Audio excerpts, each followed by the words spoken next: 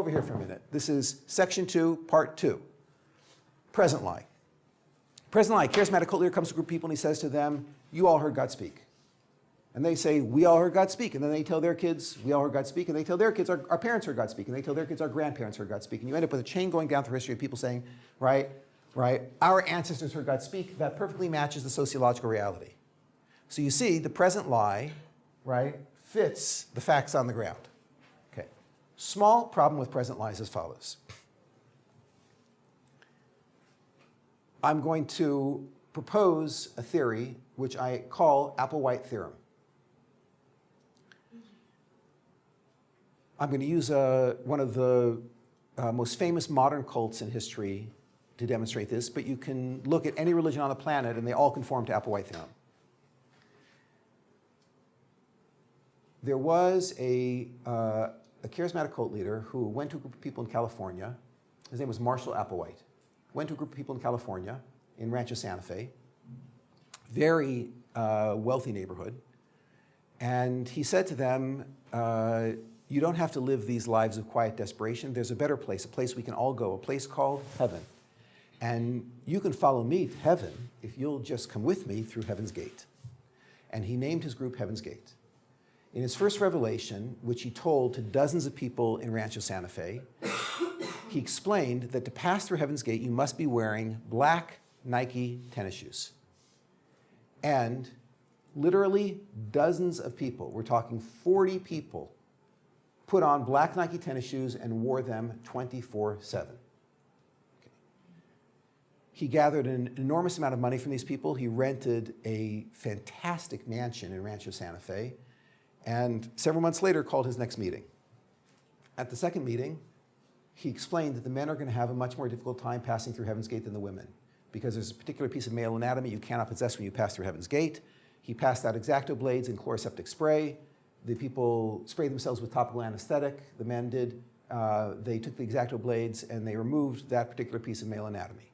Marshall Applewhite himself did not perform the castration because he said he had to wait till later, which makes perfect sense to me. They sewed themselves up with tooth floss and the cult continued. Several months later, Marshall Applewhite called the group together again. All but 2 of the cult members made it to this final meeting of the cult. At the final meeting of the cult, which actually lasted 3 days, Marshall Applewhite explained that the spaceship, which is coming to pick us up, has arrived. And in order to ascend, all you have to do is take this lethal dose of phenobarbital, and after you pop the pills, tie a hefty plastic trash bag around your neck and over your head, and you will ascend. Then, in waves over 3 days, these people on video declared their faith in Marshall Applewhite, popped the pills, tied the plastic trash bags, laid down and died. After each wave had committed suicide, the people who were still alive cleaned up the mess and placed their bodies on these beds. And then finally, with only 3 people left, Marshall Applewhite and 2 ladies, Marshall Applewhite committed suicide, and then the 2 ladies committed suicide as well, and the story ended. Or at least the story should have ended.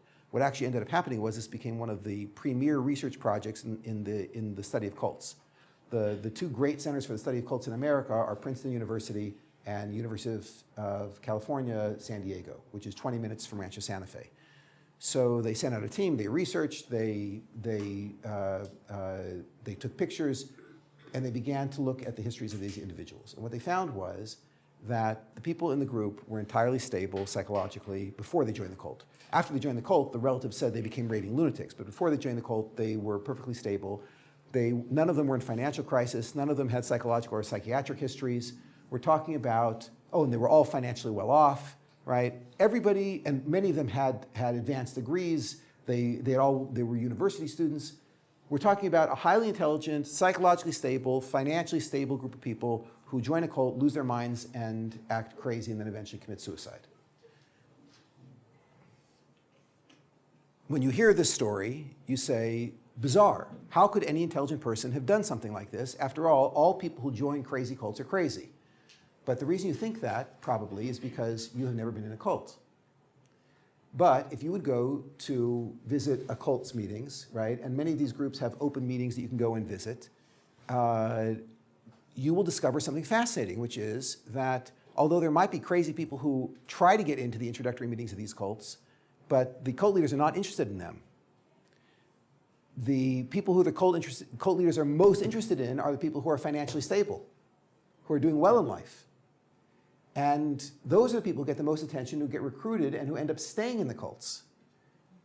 So for example, like one of the biggest cults in America today, and one of those that gets the most press is Scientology. Yeah?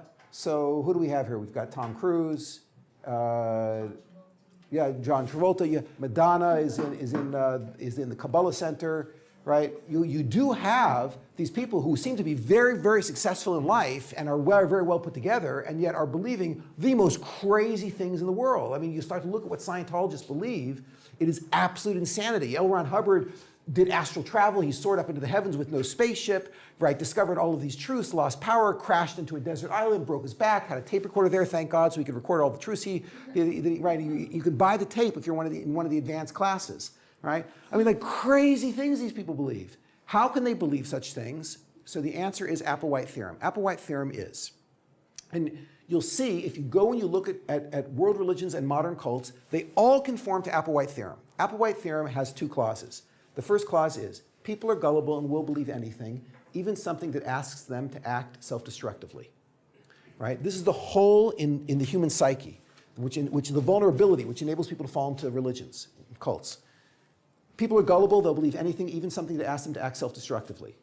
Clause B, as long as the lie cannot be checked. People are gullible, they'll believe anything, even something that asks them to act self-destructively, as long as the lie cannot be checked. Now, what do I mean? They'll believe this as long as the lie cannot be checked. Watch this. Why didn't Marshall Applewhite say, the spaceship that dropped your mother off here is coming to pick us up? You call your mother. It's over. Right? As soon as your mother said it's a cult, you would have said to your friend, call your mother. In 15 minutes, it's over. Right? Why didn't he say, the spaceship dropped your grandmother off here is coming to pick us up? Because you can check. Even if your grandmother is not alive anymore, you can ask your mother, Mom, you ever hear anything about a spaceship from Grandma? Yeah? The thing will go up in smoke instantly. They always tell a lie that cannot be checked because people are stupid, but they're not that stupid. If they can check the lie, they will. Now, charisma, from a psychological perspective, is what I would call a weak force. What do I mean it's a weak force? Charisma will continue to draw somebody into a cult as long as there's no strong force, like a factual contradiction, which blows you out of the cult. So as long as you're exposed to someone like L. Ron Hubbard, or, by the way, you know what L. Ron Hubbard did for a living before he became the leader of Scientology? He was a science fiction writer. Yeah? He's a great writer. Marshall Applewhite had started 2 cults previously. If you can watch videos of him, he's incredibly charismatic. Charisma will draw somebody in as long as you say things like, the spaceship is coming to pick us up, take the phenobarbital. Can you check that? Right? Hi, my name is Paul, and I just met Jesus on the road to Damascus. Can you check that? Hi, my name is Muhammad, and I just had a prophetic experience. Can you check that? Hi, my name is Joe Smith Jr., and I just found golden tablets, which I destroyed, but here's the transcript. Can you check that? Every religion on the planet starts with a lie which is uncheckable, in which case, as long as there's enough charisma on the side of the cult leader, the thing will fly. Okay, now, we've discovered what is the psychological weakness, the vulnerability, which allows people to be dragged into a cult. By the way, I believe, this is a drop sobering, until you are aware of Applewhite Theorem, you are in danger of falling into a cult. Because you hear somebody very charismatic, it makes a lot of sense, and you say, yeah, maybe it's all true. And it feels right. And that's how highly intelligent people get swept into stupidity. Once you're aware of Applewhite Theorem, you can protect yourself. How does it work? You hear somebody saying something. The first question you've got to ask is, can I check what he's saying? If you cannot check what he's saying, I advise you get up and walk out of the room. Leave, because you're in danger. All cults start with lies that are uncheckable. Okay, now, here is the small problem with present lie. If I came to you and I said to you, hi, I'm Moses, and I was with all of your grandparents when all of them heard God speak. Could you check that? Sure. If I came to you, in which case, if you could check it, the lie would not survive. If I came to you and I said to you, hi, my name is Moses, and I was with all of your parents when they all heard God speak, could you check that? Sure. In which case, the religion will not survive. I'm telling you a checkable lie. Tell me something. What's the most checkable lie? If I don't say it was your grandparents, if I don't say it was your parents, if I say it was you. You all heard just now. Didn't you hear that? God just spoke. He said, Kelemen is God. Didn't you all hear him say that? Okay, now, if I tell you that you heard God speak, do you have any friends who would believe me? Have you ever met such a human being? There's a popular theory bouncing around that it was because the claim was made in the desert and it was Moses yelling off of a rock. I took 2 groups of Yale students into the middle of the desert and I yelled off a rock. They still didn't buy it. Yeah? Megaphones, lightning, thunder, right? We don't know anybody who would fall for something this dumb. In my travels, I've lectured at universities all across the planet. In my travels, I have never met one mainstream university professor who proposes future theory. Because of what I mentioned before, it'll never produce the sociological phenomenon that we need. And I've never met a mainstream university professor who proposed present theory. And the reason is Applewhite Theorem. People are stupid, but they're not that stupid. The only professor, the only PhD I have ever met who believed in present theory was the former head of the Reconstructionist Rabbinical Seminary. It's a Jewish movement in America. I spent 2 summers with him. He told me he believes in present theory. I said, how do you get around Applewhite Theorem? People are stupid, but they're not that stupid. He said, there's an easy way around it. I said, pray do tell. He says, isn't it true that Abraham tried to kill his favorite son, Isaac, the binding of Isaac. So if you open up the Torah, there is such a story. Abraham took Isaac, bound him. Isaac cooperated with the whole thing. He stuck out his neck for his father to slice. This man said to me, would any psychologically healthy person cooperate with the binding? Would he stick out his neck for his father to slice?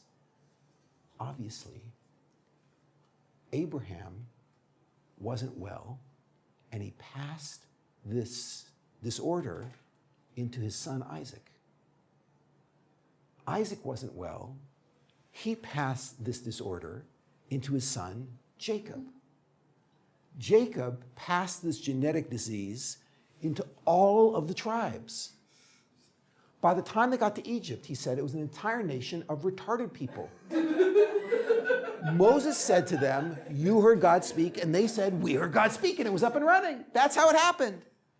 So I said, Dr. Bronner, about you, I believe this theory.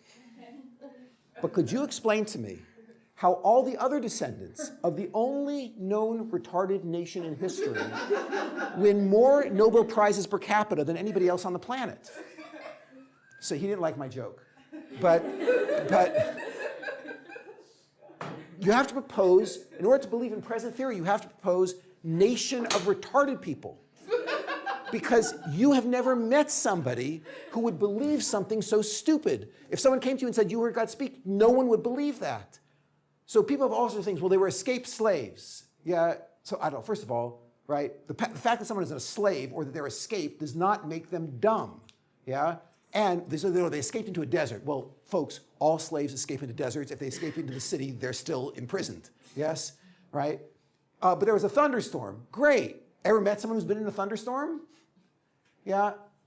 There was a guy up at Hebrew University who for a period said that it was a national drug trip. They discovered in the desert something called ayahuasca.